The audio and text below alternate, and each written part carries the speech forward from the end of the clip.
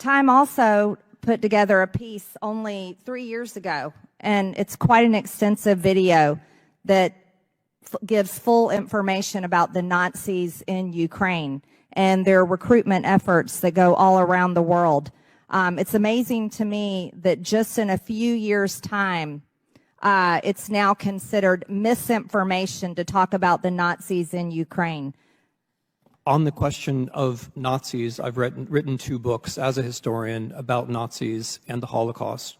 On the question of Ukrainian nationalism, I am the leading scholar of that subject in North America and have been writing about it for 20 years.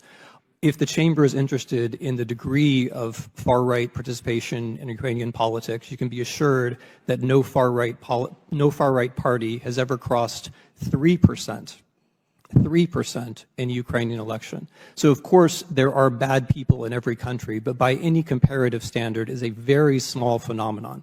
In Russia, on the other hand, the army includes openly Nazi formations, such as Rushich.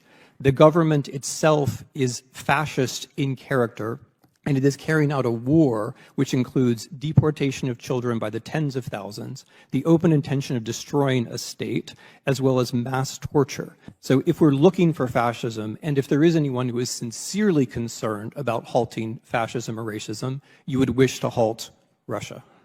Thank you so much, Dr. Snyder. And, you know, this hearing was put together to talk about political warfare, and it's strange because a lot of my Republican colleagues seem to be pointing a lot of fingers, but not at Vladimir Putin and not holding him accountable. I mean, even top-ranking Republicans are having enough of it.